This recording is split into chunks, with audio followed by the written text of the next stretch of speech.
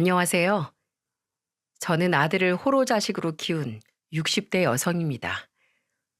평생 혼자 아들 둘을 키우며 하루하루를 전쟁 치르듯 사느라 제대로 된 친구 한 명 없던 제게 일하면서 무료한 시간에 듣던 사연투부는 참 많은 위로가 되어 주었답니다. 오늘은 유독 누군가에게 제 이야기를 털어놓고 싶어 이렇게 사연을 보내게 되었습니다.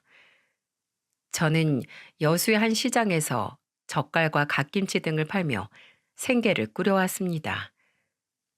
그런 제게도 남들처럼 세상에서 저를 가장 아껴주는 남자가 생겼고, 그 남자와 아들 둘까지나 행복한 가정을 꾸리게 되었죠. 그렇게 남들처럼 평범하게 살아올 줄 알았건만 언제부턴가 제 가정엔 조금씩 균열이 생기기 시작했어요. 큰아들 필성이가 4살, 작은아들 칠성이가 이제 갓 돌이 지났을 즈음이었습니다. 남편은 다니던 회사에서 부당 해고를 당했어요. 해고를 당한 이후 남편은 무척이나 억울해하며 분을 사귀지 못했고요. 일을 다시 구할 생각은 하지도 않고 집에 들어앉아 술을 마시기 시작하더니 어느샌가부터 도박에도 손을 대더군요. 경마장에 처음 갔다가 돈을 몇 번 만져보니 눈이 돌았는지 남편은 아예 도박이란 도박은 전부 다 하고 다니기 시작했어요. 남편에게 화도 내보고 애원도 해보고 애들을 생각하라며 눈물로 호소도 해봤지만 남편은 변하기는커녕 더욱 무능력해져만 갔죠. 저는 그래도 아들들을 아빠 없는 아이들로 만들기 싫어 꾹 참고 버텼습니다. 언젠간 남편도 다시 정신을 차리겠지 하는 간절한 마음으로요. 하지만 남편은 그런 제 믿음을 산산조각 내버렸습니다. 그 인간 같지도 않은 놈은 하다하다 이젠 바람까지 피더군요. 남편의 바람을 알았던 날, 저는 그날로 남편을 집에서 쫓아내버렸습니다. 여보, 필성 엄마, 미안해. 내가 잘못했어. 내가 잠깐 정신이 나갔었나 봐. 내가 이 집을 나가서 어딜 가. 한 번만 용서해줘. 용서?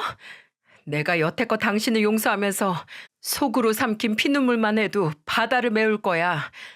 그런데 그렇게 당신을 바라보고 산 나를 내 뒤통수를 이렇게 쳐? 이 짐승만도 못한 인간아. 당장 내 집에서 나가. 남편은 무릎을 꿇고 싹싹 빌었지만 저는 다른 건 몰라도 바람은 절대 용서할 수 없었어요. 그렇게 제 나이 29, 전 남편 없는 홀어미가 되었습니다. 저는 정말 아이들에게 최선을 다했어요. 아빠 없는 애들이라고 손가락질 받지 않게 다른 애들이 먹는 거, 입는 것들 모두 빠짐없이 해주었고, 아이들이 배우고 싶어 하는 건 부업이라도 해서 어떻게든 배우게 해주었지요. 다행히 아이들은 아픈 데 없이 건강하게 자라주었습니다. 둘의 성격은 무척이나 달랐지만은요. 큰아들 필성이는 비교적 조용하게 공부만 하는 모범생이었어요. 공부도 곧잘하고 그만큼 공부 욕심도 많아 영어 학원이니 수학 학원이니 참 많이도 다녔죠. 반면 둘째 칠성이는 형에 비해 굉장히 활발한 아이였습니다.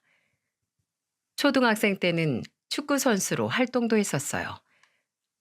하지만 중학교 올라가면서 선수 생활을 그만두었고, 그 뒤론 나쁜 친구들과 어울리기 시작하더니 종종 학교에서 문제를 일으키더군요. 칠성이 너 또 학교에서 애들을 때렸다며? 네가 깡패야? 친구랑 싸울 수 있는 것도 한두 번이지. 어쩜 이렇게 맨날 손부터 올라가? 네 형 좀 봐. 얼마나 착해. 너네 형 반만 좀 닮아봐라 좀. 아, 또 왜 거기서 형 얘기가 나와요? 엄마 왜 그렇게 형만 예뻐하는데요? 내가 언제 또 네 형만 예뻐했어? 너희 둘 다 소중한 내 자식인데 내가 공부를 하래니? 나한테 효도를 하라고 하니? 남들한테 피해만 주지 말고 살라는 말인 걸 왜 몰라? 이 철딱선이 없는 거사. 나중에 칠성이가 제게 말하기를 제가 자신을 혼낼 때 꼭 형과 비교하는 말을 했던 게 참 싫었다고 하더군요. 항상 어릴 적부터 칭찬만 받던 형과 달리 자신은 엄마에게 쓸모없는 자식처럼 느껴졌다면서요. 그런 칠성이가 변하기 시작한 건 고등학교 1학년 때였습니다. 어느 날 제 가슴에서 피가 섞인 분비물이 나오더군요. 너무 놀라 검사를 받아보니 유방암이라는 진단을 받았죠. 병원에선 다행히 너무 늦지 않은 시기에 발견되어 충분히 완치될 수 있다고 하였고, 그래서 저는 한동안 가게를 접고 수술을 받으러 입원을 하게 되었습니다. 그런데 아이러니하게도 제가 입원해 있는 동안 계속해서 저를 챙겼던 건 첫째가 아닌 둘째였어요. 당시 20살이었던 첫째 필성이는 시험 기간이란 이유로 제가 입원해 있는 내내 얼굴을 보이지도 않더군요. 반면 칠성이는 제가 입원하는 날도 눈이 퉁퉁 붓게 울며 기어코 학교에 가지 않고 쫓아오더니 그 뒤로도 학교가 끝나기만 하면 곧바로 병원으로 달려오더라고요. 주말이면 집에 가라는 제 말을 듣지도 않고 보호자용 침대에서 쪽잠을 자기도 하고요. 마냥 철없게만 생각했던 칠성이가 다시 보이던 때였죠. 그렇게 수술 전날 밤이 다가왔어요. 아무리 초기이고 부분 절제만 하면 되는 수술이라고 하지만 암이라는 이름을 달고 있으니 참 무섭더군요. 어찌나 긴장이 되던지 밤이 늦어 새벽이 되었는데도 잠이 오질 않았습니다. 뜬 눈으로 새벽을 보내고 있자니 오랜만에 생각이 많아졌어요. 제 지난 인생이 머릿속에 주마등처럼 스쳐갔죠. 남편과의 만남과 이혼, 그리고 평생 억척스럽다고 손가락질 받으며 키운 두 아들들, 둘째 칠성이의 잦은 방황과 애써 괜찮다고 말했지만 공부한답시고 얼굴도 내비치지 않는 첫째 필성이에 대한 서운함까지 이것저것 떠올리기 시작하니 갑자기 서러움이 본물 터지듯 밀려오더라고요. 그렇게 아등바등 열심히 살았건만 왜 나한테 암이라는 큰 병이 생긴 건지, 내 인생은 왜 이렇게 고단한 건지 참 세상이 원망스러웠습니다. 그러다 보니 결국 감정이 북받쳐 올라 울음이 터지더군요. 그렇게 시작된 눈물은 그칠 줄을 몰랐고 애써 참았지만 흐느끼는 소리가 결국 제 입 밖을 빠져나왔습니다. 제가 흐느끼는 소리에 보조 침대에서 자고 있던 칠성이가 깨더군요. 아빠 대신 든든하고 강한 존재가 되어주고 싶어 생전 아들들에게 약한 모습을 보이지 않았었는데 그런 저의 나약한 모습을 보게 된 칠성이는 많이 놀란 것 같았습니다. 칠성이는 두 눈이 휘둥그레져 제 손을 잡고 저를 달래기 시작하더니 곧이어 자신도 눈물을 뚝뚝 흘렸죠. 엄마, 왜 울어? 울지 마. 나 때문에 그래? 내가 그동안 속 썩인 거 생각나서? 미안해. 내가 잘못했어. 엄마 몸이 이렇게 안 좋아진 줄도 모르고 내가 너무 내 생각만 했어. 미안해. 이제 싸움도 안 하고 엄마 말도 잘 들을게. 그러니까 울지 마. 우리 모자는 그날 새벽 손을 맞잡은 채 참 많이 울었습니다. 다 울고 나니 둘 다 눈도 코도 퉁퉁 부은 것이 퍽 웃기더군요. 그래도 그렇게 울어본 건 오랜만인지라 속이 꽤 후련했습니다. 그래서 막상 수술실에 들어갈 때는 생각보다 꽤 가벼운 마음으로 들어갈 수 있었죠. 그렇게 저는 무사히 수술을 마쳤고 빠르게 건강을 회복했습니다. 그리고 제 몸보다 더 빠르게 변화한 건 칠성이었죠. 칠성이는 그날 이후 정말로 마음을 다르게 먹었는지 개과천선을 하기 시작했어요. 어울리던 불량한 친구들과 거리를 두는 것 같더니 학창 시절 내내 놓았던 공부를 시작하더군요. 그렇게 칠성이는 고등학교 시절 내내 자신이 제기한 다짐처럼 정말로 말썽 한번 부리지 않는 착실한 아이로 변하기 시작했습니다. 그리고 시간이 흘러 저는 완전히 건강해졌고 큰아들 필성이는 대학교 졸업 후 건실한 대기업에 취업을, 둘째 아들 칠성이는 관련 학과를 나와 번듯한 사회복지사가 되었어요. 그러더니 28의 비교적 이른 나이에 제 형보다 먼저 같은 직업을 가진 여자와 가정을 꾸렸죠. 그리고 칠성이가 결혼한 지 5년 후 어느 날 제 삶을 망가뜨렸던 불청객이 다시 등장했어요. 그건 바로 바람을 피우고 제게 쫓겨났던 그 짐승 같은 인간, 제 전남편이었습니다. 그놈은 어떻게 알았는지 이미 예전에 다른 곳으로 옮긴 제 반찬 가게로 불쑥 찾아왔죠. 필성이 엄마, 잘 지냈어? 당신, 여긴 어떻게 알고 찾아왔어? 어떻게 알긴. 예전 시장 사람들한테 물어보기만 해도 당신 가게가 어디로 이사했는지 다 알더라고. 그러니까 여길 왜 찾아왔냐고. 무슨 염치로. 필성이 엄마, 그땐 내가 정말 미안했어. 나 당신하고 이혼하고 정말로 정신 차렸어. 그래서 열심히 돈도 벌고 지금은 작지만 작은 내 사업도 하고 있고. 당신이 어떻게 살았는지 난 관심 없어. 그리고 다시 당신 얼굴 볼 일도 없고. 여기가 어디라고 찾아와? 당장 나가. 그러지 말고. 나 우리 애들이 보고 싶어서 그래서 이렇게 염치불구하고 찾아왔어. 필성이 엄마, 나 예전이랑 달라. 늦었지만 그래도 죽기 전에 이제라도 다시 애들 만나서 조금이라도 아빠 노릇 해주고 싶어. 아빠 노릇?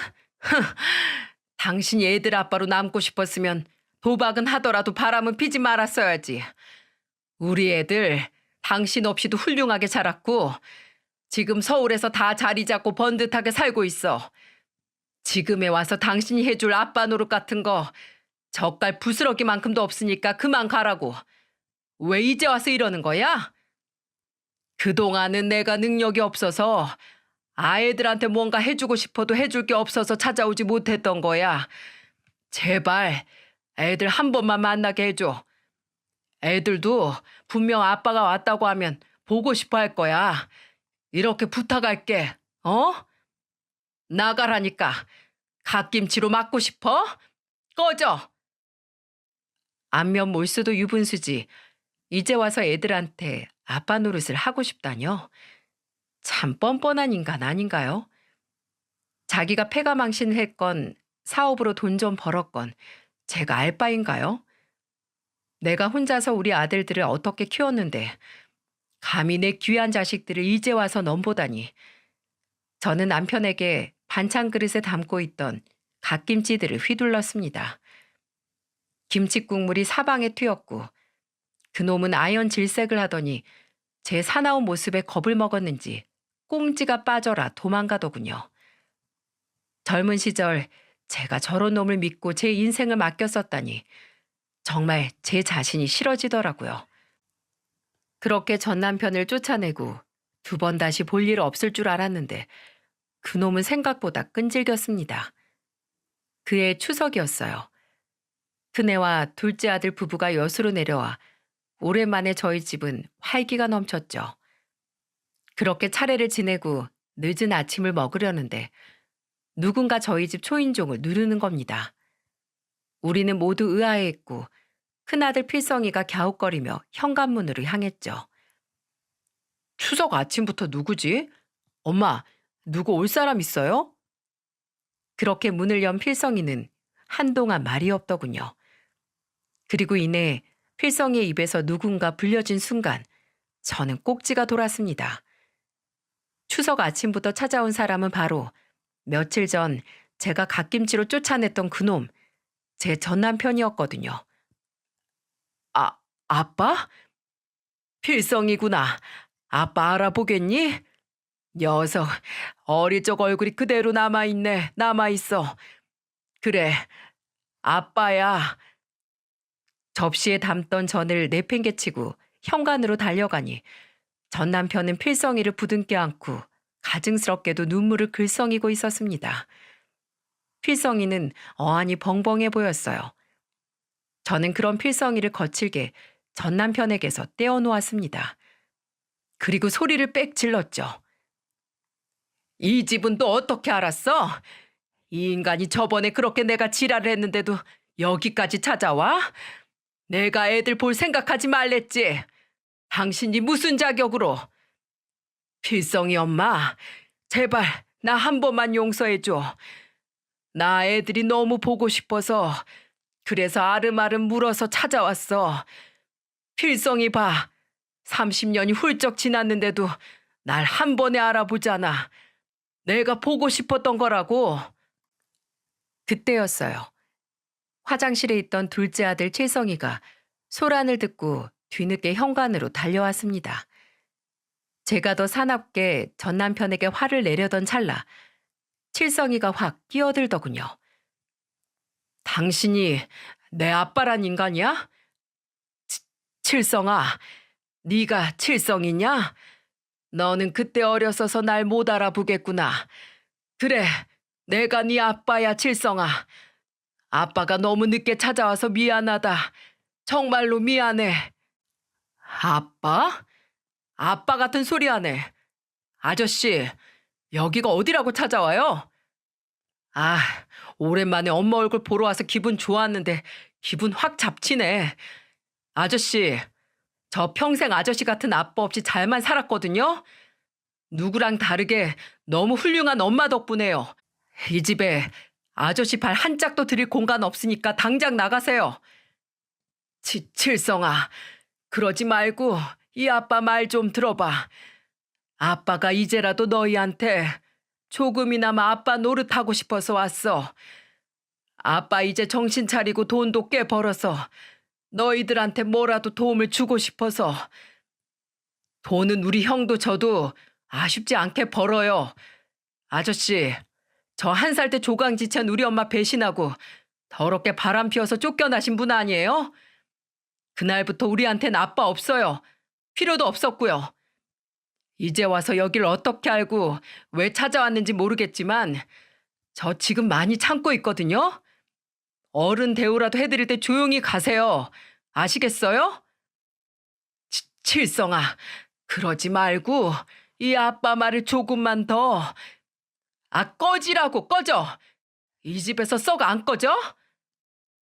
칠성이는 결국 폭발했는지 전 남편을 문 밖으로 끌어내더군요. 그런 칠성이를 보다 못한 필성이가 말리고 저는 그런 필성이를 또 붙잡아 떼어내고 며느리는 집안에서 그 광경을 보며 어쩔 줄 몰라 했죠. 그렇게 칠성이가 기어코 전 남편을 내쫓고 나서야 소라는 일단락됐습니다. 형, 왜 날 말려? 나랑 같이 저 인간을 쫓아내도 모자랄 판에. 우리 엄마를 배신한 인간이야. 아니, 인간만도 못한 쓰레기라고. 2번 다시 저 사람 만날 생각 마. 그럼 나도 가만히 안 있어. 칠성아, 흥분 좀 가라앉혀라. 아무리 그래도 형한테 무슨 말버릇이냐? 형이 저 인간한테 모질게 못 대하는 것 같으니까 그렇지. 약속해, 형. 알았어?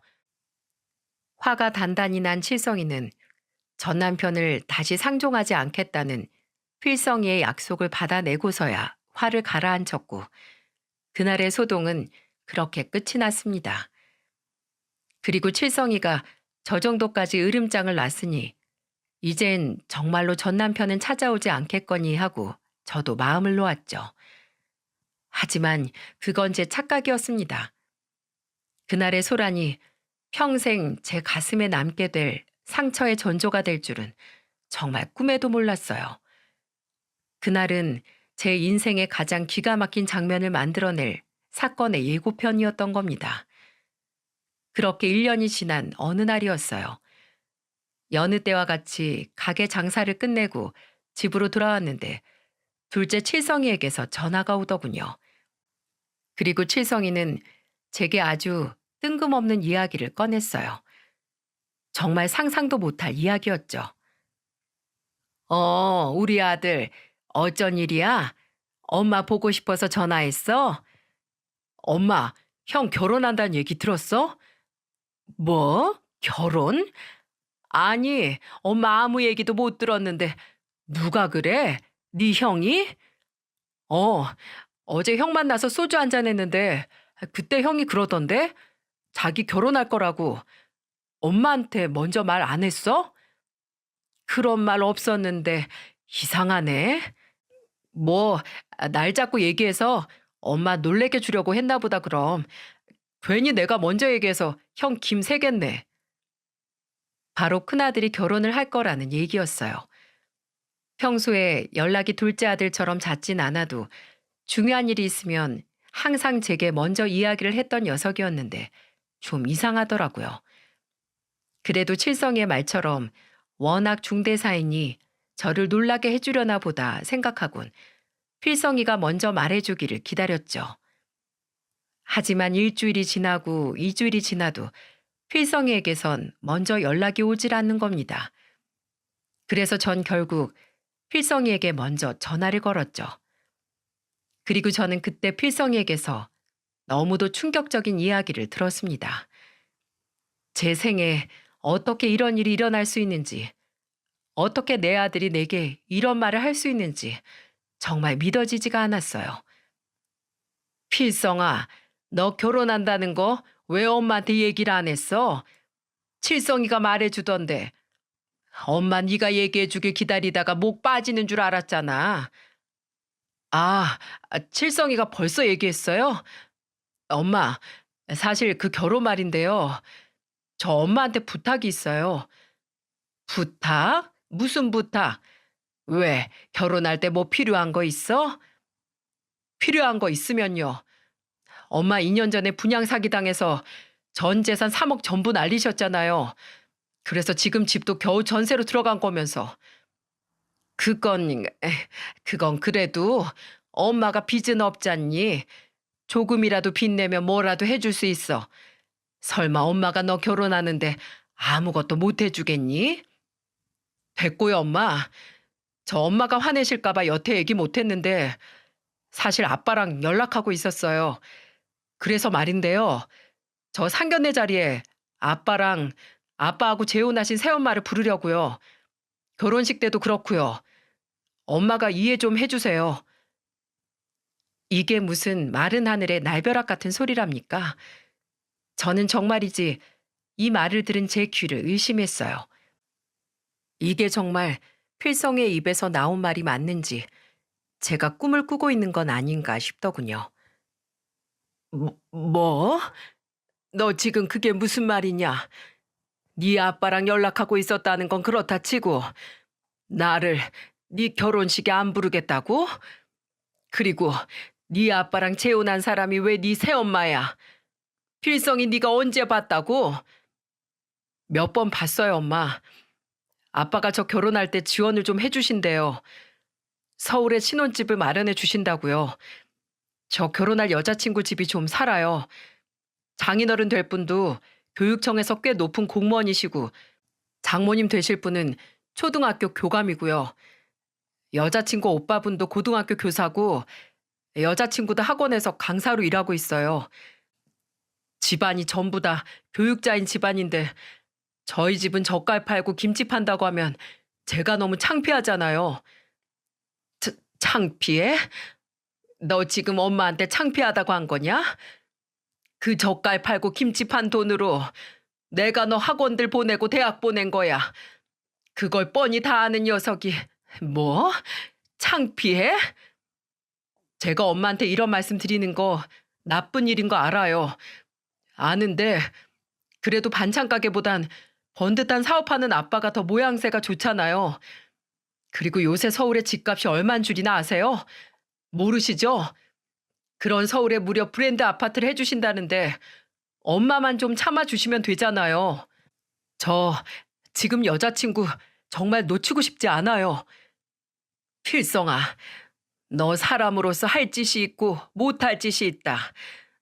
내가 널 어떻게 키웠는데 네가 어떻게 나한테 이런 행동을 할 수가 있어? 그리고 너 그렇게 거짓으로 시작될 결혼이 얼마나 지속될 것 같냐? 부부간의 신뢰가 우선이야. 돈이 아니고 너 지금 한참 잘못 생각하고 있는 거야. 좀 잘못 생각하면 안 돼요? 정직하게 살면 하늘에서 돈이 떨어져요. 집이 생겨요. 이렇게까지 정말 말 안 하려고 했는데 괜히 엄마의 원망 때문에 제 인생까지 망치게 하지 마세요. 엄마가 저한테 아빠보다 뭘 더 해줄 수 있는데요. 필성아. 아무튼 전 분명히 말씀드렸어요. 그렇게 아시고 혹여나 칠성이한테 알아내서 제 결혼식에 올 생각하지 마세요. 필성이의 전화는 그렇게 끊겼습니다. 저는 끊긴 전화를 쉽사리 내려놓지 못했어요. 금방이라도 필성이가 다시 전화를 걸어 방금 한 말은 너무 흥분해서 한 말이라고 잘못했다고 말할 것 같았습니다. 아니, 제발 그렇게 말해주길 바랐던 거죠. 하지만 필성의 전화는 다시 걸려오지 않았고 저 또한 다시 전화를 걸 용기가 나지 않았습니다. 그만큼 너무나도 충격적이었거든요. 저는 필성이에게 다시 전화를 거는 대신 둘째 칠성이에게 전화를 했습니다. 그리곤 방금 전 필성이와의 통화 내용을 이야기했죠. 정말 형이 그렇게 말했다고? 말도 안 돼. 확실해? 형 입에서 그런 미친 소리가 나왔단 말이야? 그래. 필성이 걔가 그런 기가 막힌 소리를 했다. 세상에 이게 말이 되는 소리니? 칠성아, 엄만 심장이 덜렁거린다. 숨이 안 쉬어져. 어떻게 사람이 돼서 자기 키워준 엄마한테 그런 소리를 할 수가 있니? 아무렴 내가 바쁘게 살았어도 너희한테 사람된 돌인 하고 살라고 가르쳤다고 생각했는데 내가 뭘 잘못 가르쳤나 보다. 걔를 잘못 가르쳤어. 이 일을 어찌하니? 엄마가 잘못 가르치긴 엄만 잘못한 거 없어. 엄마가 우리를 어떻게 키웠는지 내가 다 아는데 그 새끼 진짜 미친 거 아니야? 엄마, 나 상견례 어디 사는 줄 알아? 형이 나한테 오라고 장소랑 시간 얘기해줬어. 우리 가서 엎어버리자. 형 같지도 않은 그 쓰레기 같은 자식. 가서 본때를 보여주자. 아주 개망신을 시켜버리자고. 근데 엄마, 그 아빠란 인간은 도대체 왜 그런데? 진짜 돈이 넘쳐나는 거야? 아니면 다른 꿍꿍이가 있는 거야? 왜 이제 와서 우리 집안에 이런 분란을 만든대? 칠성이의 말에 저도 문득 궁금해졌습니다. 정말로 그 인간이 뒤늦게 사업에 성공해서 진심으로 필성이를 물심양면 돕고 싶어 하는 건지, 아니면 칠성이 말대로 정말 무슨 꿍꿍이가 있는 건지 제 두 눈으로 확인을 해야 할 것 같았죠. 그리고 아무리 생각해도 필성이를 저대로 두면 안 될 것 같았습니다. 누가 봐도 잘못된 행동이잖아요. 제 아들이 그릇된 길로 가려는 것을 저는 막아야 했죠. 당장은 필성이가 저를 원망할지라도 저는 엄마로서 아들의 행동을 바로 잡아주어야 했으니까요. 그래서 전 칠성의 말대로 큰아들의 상견례 자리에 쳐들어가기로 했습니다. 그렇게 상견례 당일 저는 칠성이가 끊어준 기차를 타고 서울로 올라갔어요. 그리고 저를 데리러 온 칠성이와 함께 도착한 한정식 집에서 큰아들의 이름으로 예약된 방문을 열기 전 심호흡을 하는 제게 칠성이가 말하더군요. 엄마, 떨지 마. 떨 거 하나도 없어. 내가 옆에 있잖아. 룸 안쪽에선 이미 화기애애한 대화 소리가 들렸습니다. 약속 시간이 1시 반이었기 때문에 저와 칠성이는 일부러 30분 뒤인 2시에 갔거든요. 그래야 확실히 모두가 모인 자리에서 제 존재를 드러낼 수 있을 테니까요. 그렇게 몇 번의 심호흡을 끝내고 저는 칠성이의 손을 잡곤 앞장서서 문을 벌컥 열었습니다. 그곳엔 필성이와 전 남편, 그리고 전 남편의 재혼 여인 듯한 여자가 앉아 있었고, 맞은편엔 필성이 예비 신부와 예비 사돈, 안사돈, 그리고 예비 사돈 총각이 마주보고 앉아 있더라고요. 그들은 갑작스런 우리의 등장에 다들 놀란 표정이었습니다. 특히 큰아들 필성이와 전 남편이요. 필성이는 이미 전 남편의 재혼녀를 엄마라고 소개했는지 저를 차마 엄마라고 부르지 못하고 그저 거리기만 했죠. 전 남편 또한 입을 떡 벌리고 있을 뿐 저를 무어라고 부르지 못했고요. 예비 사돈이 당황하며 전 남편에게 묻더군요. 어, 누구시죠? 혹시 또 누구 오시기로 했습니까, 사돈? 그게... 안녕하세요. 저는 황필성 씨 동생 되는 황칠성이라고 합니다. 아, 오늘 못 오게 됐었다던 사돈 총각이구만. 그럼 옆에 계신 분은 누구신가? 전 이미 결혼해서 총각은 아니고요.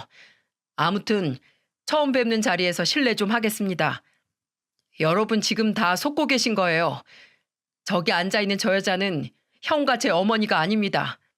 다들 인사하시겠어요? 지금 저와 함께 온 이분이 바로 저희 어머니세요. 저 여자는 33년 전 바람 피워서 저희 엄마에게 쫓겨난 제 아빠와 재혼한 사람이고요. 심지어 전 얼굴조차 오늘 처음 뵙네요. 안녕하세요, 아줌마. 안녕하세요, 예비 사돈, 예비 안사돈. 제가 필성이 진짜 애미 되는 사람입니다. 제가 조금 늦었네요. 저와 칠성이의 폭탄 발언에 예비 며느리의 가족들은 수군대기 시작했습니다. 그들의 얼굴엔 당혹스러움이 가득했죠.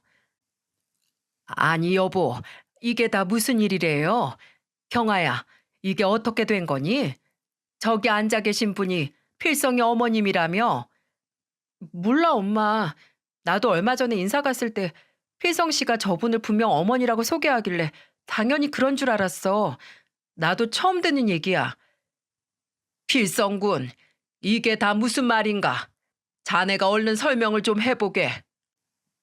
짐짓 화가 난 말투에 예비 장인의 질문에 필성이는 사색이 되어 어버버 하더군요. 그게요, 아버님. 그게... 제가 말씀드리겠습니다, 예비 사돈. 저기 앉아있는 제 전 남편이란 인간이 33년간 한 번을 안 찾아오다가 갑자기 무슨 바람이 들었는지 갑자기 예비 노릇을 하고 싶다고 얼마 전 찾아왔더군요. 그래서 냅다 쫓아냈더니 글쎄 제 큰아들 필성이랑 어떻게 또 둘이 연락을 했더라고요. 그리고 저 인간이 제 아들한테 결혼할 때 좋은 아파트로 신혼집을 해주겠다고 했답니다. 그랬더니 저 배은망덕한 아들놈이 자기한테 해줄 거 하나 없는 반찬 가게 하는 엄마보단 자기에게 신혼집쯤은 거뜬히 해줄 수 있는 번듯한 사업가 아빠가 훨씬 필요하다지 뭡니까? 절 버리고 간 제 아빠와 재혼녀를 저 대신 결혼식 자리에 앉히고 싶다고요. 그러니 제가 너무 화가 나고 분해서 여기까지 창피를 무릅쓰고 찾아왔습니다. 제 아들을 호되게 가르치고 싶어서요. 제 아들도 저 인간 같지 않은 전 남편도 모두 두 번 다시 이런 못된 짓 못하게끔 아주 개망신을 시켜주려고요. 엄마, 그만하세요. 그게 그렇게 불만이셨으면 저한테 먼저 말하셨으면 될 일을 왜 여기까지 오셔서 제 입장을 곤란하게 만드세요? 이럴수록 우리 집안 망신인 걸 모르세요? 집안 망신은 너네 부자가 다 시켜놨다는 걸 아직도 모르겠니?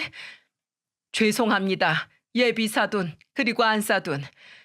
제가 아무리 먹고 살기 바빠도 제 자식들 인간은 만들어놨다고 생각했는데 제 생각이 잘못됐던 모양입니다. 제 아들을 이렇게 배은망덕하게 키운 줄 미처 몰랐어요. 그래 황필성, 이 형같지도 않은 놈아.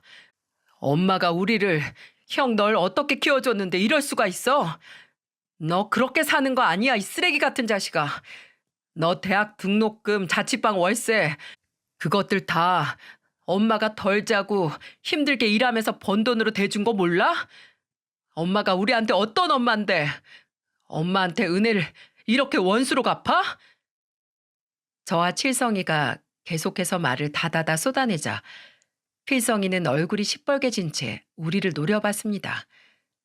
그 옆에 앉아있던 전 남편과 재혼녀는 무슨 생각인지 잔뜩 인상을 쓴 채 누나를 대굴대굴 굴리고 있었고요. 그리고 점점 상황 파악이 된 듯한 예비 사돈들의 얼굴 또한 울그락 푸르락해져 있었죠. 그리고 예비 며느리의 눈엔 안쓰럽게도 눈물이 그렁그렁 맺혀 있었습니다. 아주 무거운 침묵이 한동안 방을 휘감은 뒤에 드디어 잔뜩 화가 난 표정의 예비 사돈이 입을 열었어요. 일단 오늘은 더 이상 우리 딸애와 가족이 이 자리에 있을 필요가 없을 것 같군요. 필성군의 어지러운 집안 문제 해결이 먼저인 것 같으니 저희니만 먼저 일어나겠습니다. 다들 일어나지. 장인어른, 누가 벌써 자네 장인인가? 나는 이 결혼 다시 생각해봐야겠네. 평생을 키워준 제 엄마를 내친 사람이 자기 아내들 언제든 못 버릴까? 경아, 너 울지 말고 얼른 일어나 가자.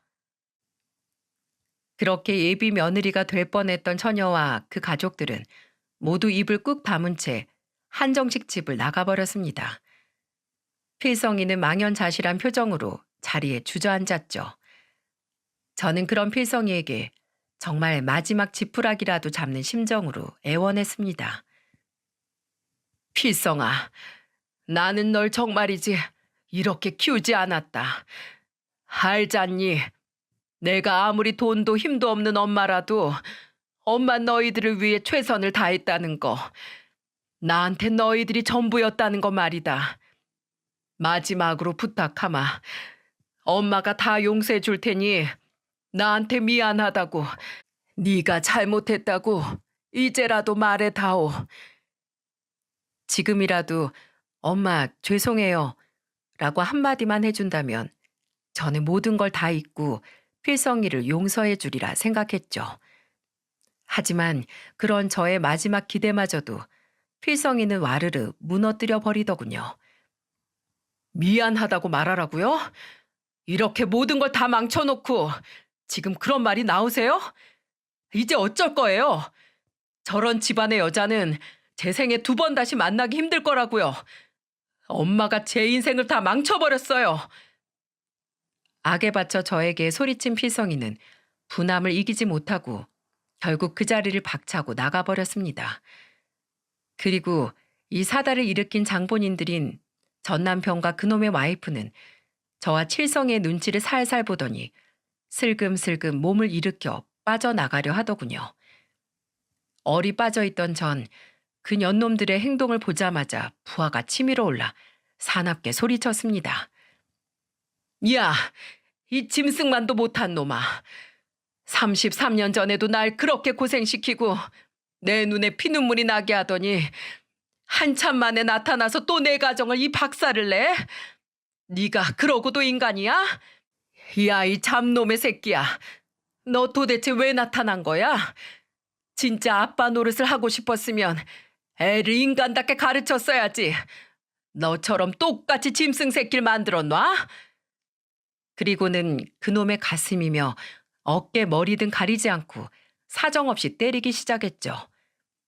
제 가슴에 피멍을 잔뜩 내놓고 제 몸이 맞는 건 아팠는지 그놈은 아아 하며 2팔로 자기 얼굴을 감싸더군요. 그리고 그놈의 와이프는 저를 그놈에게서 떼어내려고 안간힘을 써댔지만 어림도 없는 일이었죠. 이 아줌마가 미쳤나? 아줌마 그만 못해요? 폭력으로 고소당하고 싶어? 무식한 여편네가 힘은 또 왜 이렇게 센 거야? 저렇게 억세니까 저희가 바람을 폈겠지. 오죽했으면. 뭐라고요? 아줌마? 끼리끼리 만난다더니 할 말 못할 말 구분도 못하는 게 아주 금수들끼리 잘 만났네. 아줌마 말 조심해요. 우리 엄마 같은 조강지처를 버린 사람이 아줌마라고 못 버릴 것 같아요? 뭐야? 새파랗게 젊은 게 어디 버르장머리 없이. 아주 난장판도 그런 난장판이 없었습니다. 결국 가게의 직원들이 우리 4사람을 뜯어말렸고 그렇게 아비규환 속의 상견례는 끝이 났죠. 그리고 필성이는 2번 다시 저와 칠성이에게 연락을 하지 않았고 저 또한 제 큰아들 필성이는 이제 없는 아이라고 생각하고 제 가슴에 묻어두기로 했죠. 그렇게 1년이 지난 어느 날 밤이었습니다. 누군가 저희 집 초인종을 누르더군요. 저를 찾아온 사람은 다름 아닌 큰아들 필성이었어요. 누구세요? 엄마, 저예요. 필성이요. 너무 놀라 불이 나게 문을 열어보니 글쎄 1년 새 무슨 일이 있었는지 눈에 띄게 야위고 푸석해진 필성의 얼굴이 울상이 되어 저를 바라보고 있더군요. 저는 우선 필성이를 집으로 들였습니다. 그리고는 놀라고 반가운 마음을 꾹 누르고 애써 냉정한 말투로 큰아들에게 물었죠. 2번 다시 날 안 볼 것처럼 하고 가더니 여기 무슨 염치로 왔어? 저의 쏘아붙임에 필성이는 거의 울먹이는 목소리로 대답하더군요. 그런데 필성의 입에서 나온 말은 너무도 충격적이었어요. 엄마, 저 아빠한테 사기를 당했어요. 그 뒤로 이어진 큰아들의 말을 들어보니 제 전남편이란 인간은 참 생각보다 더 상종 못할 인간 쓰레기더군요. 그놈이 제 아들들, 특히 필성이에게 접근했던 이유는 다름 아닌 돈 때문이었답니다. 대기업에 다니던 큰아들이 대출이 잘 나오는 걸 노렸던 거죠. 아빠가 사업 확장을 좀 해야 한다고 딱 3달만 제게 투자를 해달라고 했어요. 전 이미 아빠 집도 알고 있었고 아빠 회사에 대해서도 아빠가 먼저 자진해서 서류를 떼서 보여주길래 티끌만큼도 의심하지 않고 8천만 원이나 대출을 받아서 빌려줬죠. 근데 몇 달이 지나도 아빠는 가진 핑계를 대며 차일필 저와의 약속을 미루더라고요. 그리고 5달이 채 되기 전에 결국 연락이 두절됐어요. 집에 찾아가 보니까 다른 사람이 살고 있더라고요. 알고 보니까 아빠랑 그 여자가 단기 월세로 딱 몇 달만 그 집을 빌렸던 거래요. 사업한다는 말도 제게 먼저 나서서 보여준 서류들도 전부 다 거짓말이었던 거예요. 저 어떡해요? 그때 엄마 말을 들었어야 했어요. 제가 바보 같았어요. 작년 상견례 이후 결혼도 전부 끝장나고 저한테 남은 건 아빠가, 아니 그놈이 남긴 대출금밖에 없어요. 혼자서 너무 힘든데 일도 손에 안 잡히고 그냥 엄마가 너무 보고 싶어서 무작정 회사에 휴가를 내고 이렇게 염치 없이 찾아왔어요. 죄송해요, 엄마. 참으로 기가 차더군요. 어쩐지 이상하긴 했지만 아무리 그래도 설마 그놈이 자기 친아들한테 사기를 쳤을 거라곤 상상도 못했거든요. 그러게 내가 그때 뭘 했어? 내가 네 아빠 상종하지 말라고 말했지. 아이고 이 헛똑똑이야. 세상에 공짜가 어딨어? 그래 그때 내가 무식해서 사기당하고 너한테 돈도 집도 못 보태준 거 아직도 미안하게 생각한다. 그래도 네가 결혼한다고 데려왔던 그 아가씨도 그리고 너도 충분히 능력이 있었잖니. 밑바닥부터 시작했으면 되잖아. 왜 이렇게 허황된 꿈을 꿨어? 바보같이 사기를 당한 날 보고도 느낀 게 없었어? 네가 가지고 있는 것보다 터무니없이 큰 걸 바라면 체하는 법이야 이놈아. 죄송해요 엄마. 제가 생각이 짧았어요. 잠깐 제가 뭐에 씌었었나 봐요. 큰아들은 지난 날을 너무도 후회한다며 제게 무릎을 꿇고 죄송하다고 울더군요. 그 한심한 놈이 반쪽이 된 얼굴로 엉엉 우는 모습을 보니 제 마음이 참 시렸습니다. 하지만 제 머릿속엔 자꾸만 1년 된 저를 경멸하듯 노려보던 큰아들의 모습이 잊혀지지가 않았어요. 아무리 자식이라도 쉽사리 용서하기엔 힘들 정도로 그 사건은 제게 너무 큰 상처를 남겼었던 모양이더라고요. 저는 우선 우는 필성이를 다독이곤 별다른 말 없이 저녁을 차려 먹인 후 서울로 올려보냈습니다. 그리고는 답답한 마음에 밤새도록 방에 앉아 한숨만 쉬어댔죠. 필성이를 도대체 어떻게 용서해야 하는지, 제 마음을 어떻게 다스려야 하는지 도통 알 수가 없었어요. 그렇게 밤을 꼬박 새운 후 저는 둘째 아들 칠성에게 전화해 필성이가 왔었다는 이야기를 전했죠. 자초지종을 들은 칠성이는 처음 전 남편이 찾아왔을 때와 마찬가지로 불같이 화를 내더군요. 엄마, 황필성 그 자식 말을 믿어? 아빠한테 뒤통수를 그렇게 맞고도 모르겠어? 사람은 안 변해. 한 번 배신한 놈은 또 배신하는 법이라고. 1년 동안 엄마가 얼마나 힘들어했는데 그 놈을 다시 믿었다가 또 배신당하면 그땐 그 상처를 어떻게 하려고 그래? 하지만 칠성아, 너도 고등학교 때 그랬잖니. 그때 너도 마치 다른 사람처럼 변했었잖아. 만약 필성이가 그때 너처럼 진심으로 뉘우친 거라면 그렇다면 어떡하니? 네가 내 자식인 것처럼 필성이도 똑같은 내 자식인데 엄마로서 한 번은 기회를 줘야 하지 않을까? 알겠어, 엄마. 그럼 이번에 쉬는 날 서울에 한번 올라와. 내가 그 자식 엄마랑 같이 만나서 진심인지 한번 볼게. 근데 다시 만나도 형이 갱생할 여지가 내 눈에 안 보이면 엄마 그땐 정말로 2번 다시 형 안 본다고 나한테 약속해. 알았지? 칠성이는 제 말에 마지못해 필성이를 함께 만나보겠다고 이야기했습니다. 그리고 그 주 주말 약속 장소에 들어선 큰아들 필성이는 저와 칠성이를 보자마자 대뜸 바닥에 무릎을 꿇었어요. 필성이는 절대 용서하지 않겠다며 이를 갈고 나왔던 칠성이는 매우 당황한 표정이었지만 이내 다시 얼굴을 굳힌 채 제 형을 내려보며 따지더군요. 엄마, 정말 죄송해요. 칠성아, 내가 예전엔 정말 어리석었다. 엄마 너한테 상처를 줘서 정말 미안해. 한 번만, 나에게 한 번만 더 기회를 줘. 뭐 하는 거야? 이런다고 형이 엄마한테 상처 줬던 일들이 사라져? 그리고 형한테 돈도 사람도 아무것도 안 남으니까 이제라도 나나 엄마한테 다시 빌붙어 보려는 건 줄 우리가 어떻게 알아? 형이 얼마나 잔인하게 우리 곁을 떠났는데 나는 형이 그날 했던 말 한마디, 엄마를 노려봤던 그 끔찍한 눈빛, 그 어떤 것도 잊어본 적이 없어. 이 망할 자식아. 미안해. 미안해 칠성아.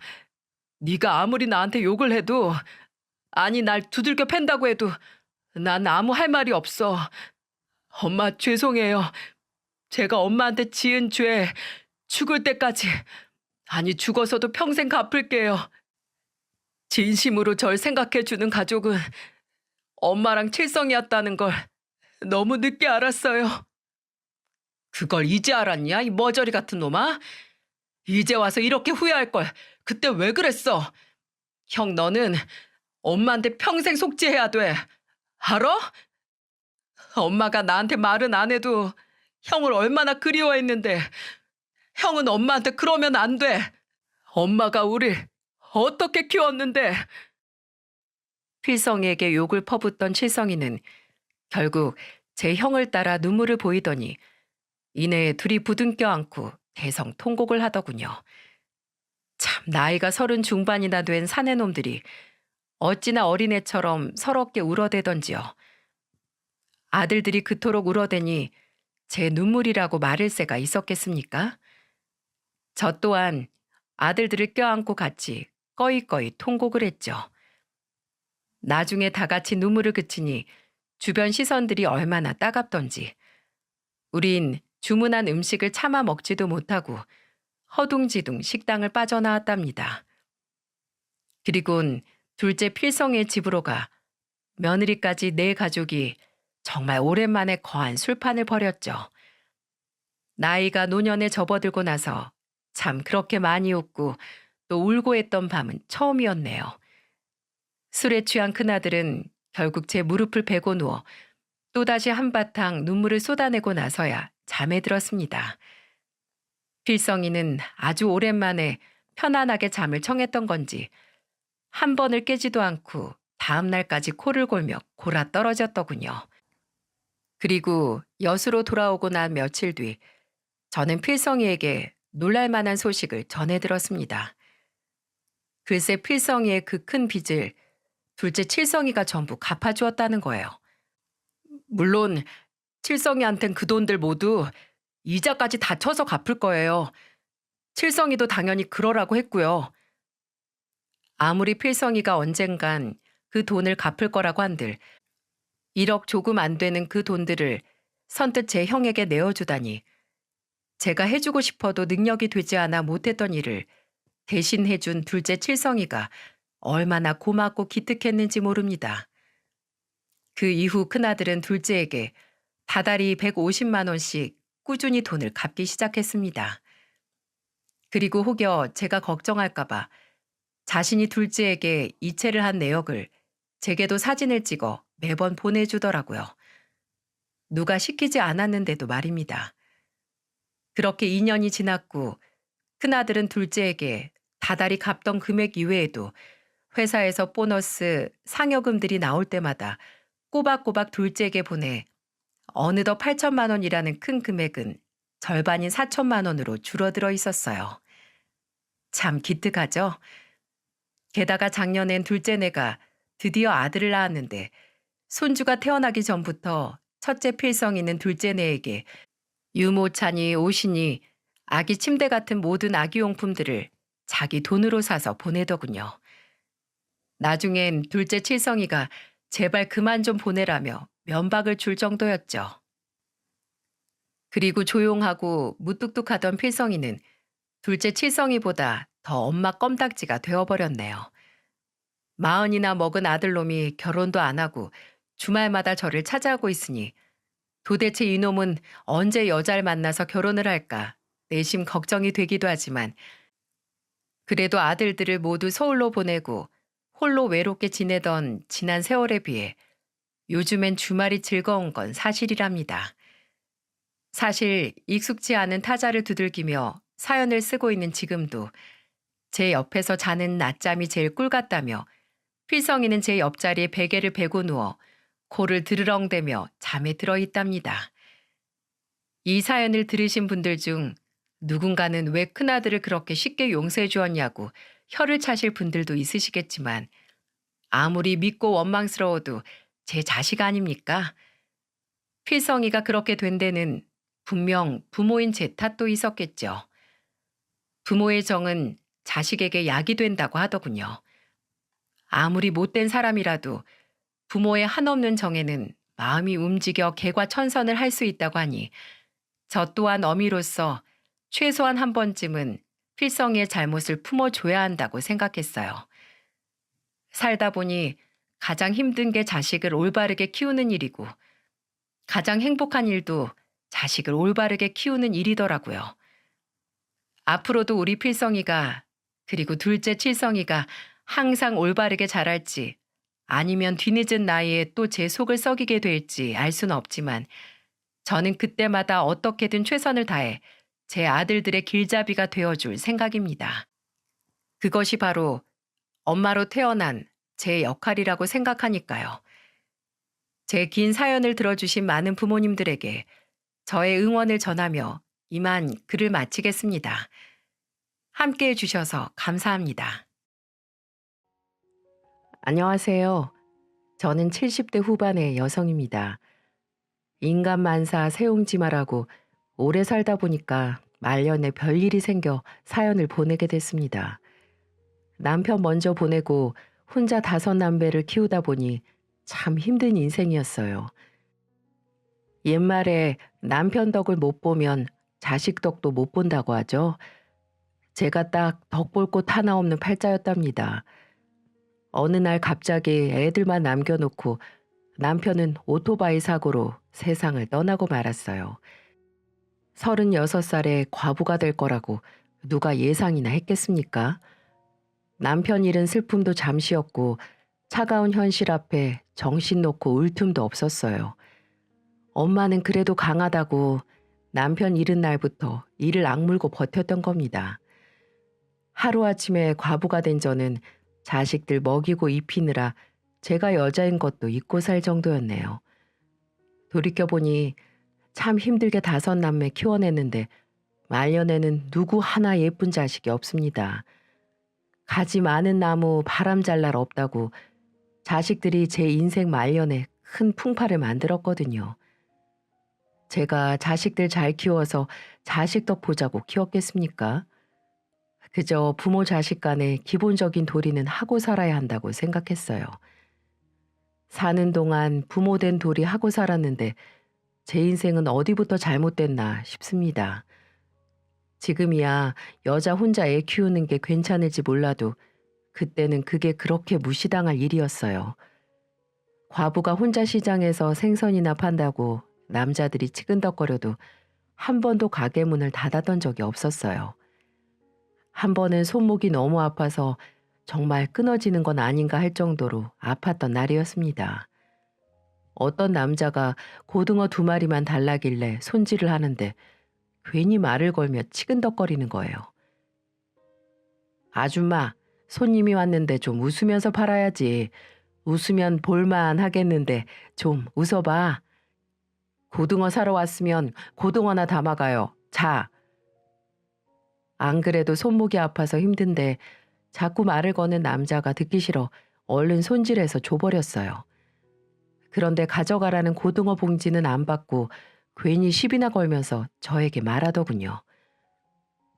손도 곱상하니 웃으면 고등어도 더 맛있을 텐데 좀 웃어봐. 더 이상 인간 같지도 않은 사람이랑 말 섞기도 싫었던 저는 들고 있던 고등어 봉지를 내려뒀습니다. 그리고 옆에 있던 굵은 소금 한 통을 들고 남자한테 뿌리면서 말했어요. 내가 당장 이거 안 판다고 굶어 죽냐?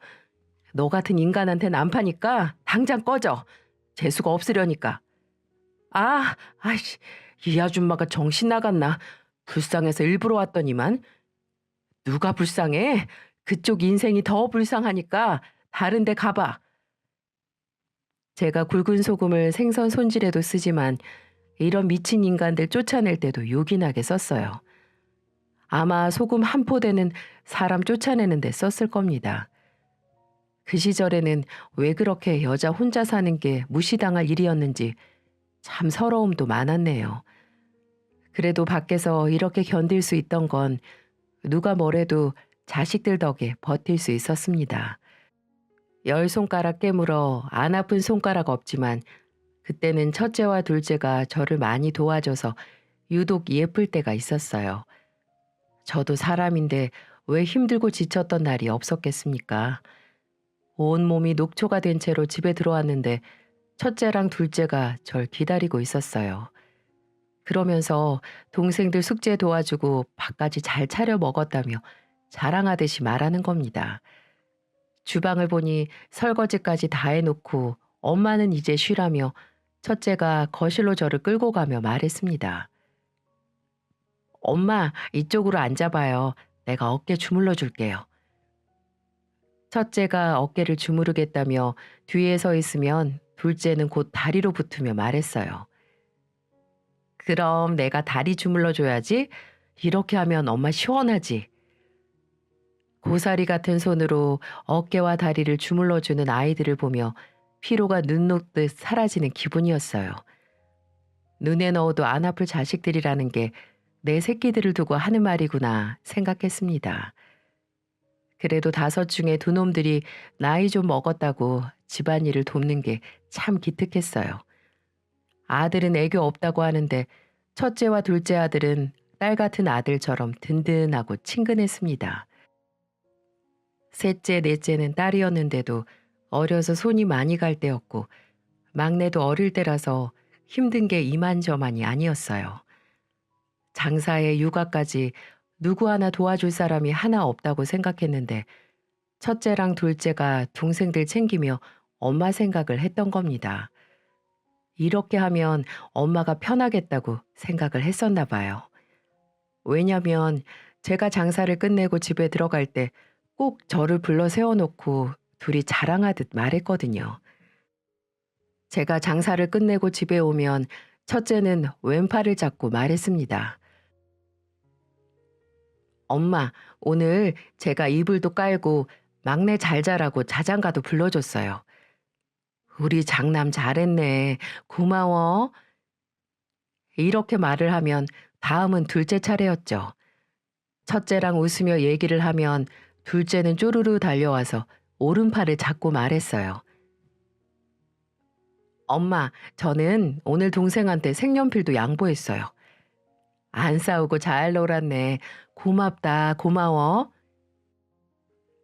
그렇게 셋이 하루를 마감하듯 꼭 안고 품에 안아주는 게 저한테는 가장 큰 행복이었습니다. 비록 아빠 정은 모르고 클지라도 남매끼리 서로 의지하며 클 수 있어서 다행이라고 생각했어요. 나중에 나이 들어서 엄마마저 세상을 떠나더라도 우애 좋은 남매들이 서로 도우면서 잘 살 거라고 생각했거든요. 하지만 자식 일이 부모 마음처럼 잘 풀린다면 세상 부모들은 모두 아무 걱정도 없을 겁니다. 저도 한때는 자식들 참 잘 키웠다고 생각하기도 했던 때가 있었어요. 첫째가 공무원이 되고 둘째가 대기업에 입사했을 때 전 처음으로 자식들 앞에서 눈물을 흘렸습니다. 나처럼 구질구질하게 안 살게 하려고 노력했는데 내 자식들은 떵떵거리며 잘 살겠구나 생각하니까 눈물이 다 앞을 가리더군요. 뒤이어 셋째는 어린이집 선생님이 되어 일을 시작했고 적성에 잘 맞는다며 즐거워했습니다. 아직도 내 눈에는 애 같은데 아이들을 본다는 게 신기하기만 했어요. 하지만 더 놀라웠던 건 넷째가 22살에 시집갔을 때였던 것 같네요. 어린 나이에 덜컥 결혼한다니까 걱정이 앞서기도 했습니다. 그때 넷째는 예비사위와 사업을 준비하는 중이었는데 서로 성격이 잘 맞는 것 같았죠. 그래서인지 제 걱정과는 달리 제법 넷째는 사업도 잘 자리 잡았고 결혼 생활도 잘 꾸려가고 있었어요. 그런데 위에 형 누나들과 달리 막내는 철딱서니가 없어서 걱정이 이만저만이 아니었습니다. 아빠 정 많이 못 보고 컸다고 오냐오냐 키웠더니만 늘 사고만 치는 아들이었어요. 막내를 빼고는 하나 둘 사회의 자리를 잘 잡았고 일하면서 자기 짝을 만나 각자 자기 가정 잘 꾸려서 살고 있었습니다. 이제 정말 자식들 다 키웠다는 생각에 저도 편하게 살겠구나 싶었어요. 결혼해서 가정 꾸린 자식들 알아서 잘 사는 게 당연하다고 생각했던 겁니다.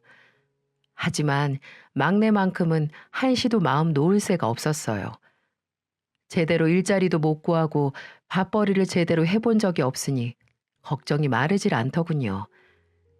그래서 늘 막내 일에는 노심초사였는데 진짜 일은 엉뚱한 데서 벌어지고 있었습니다.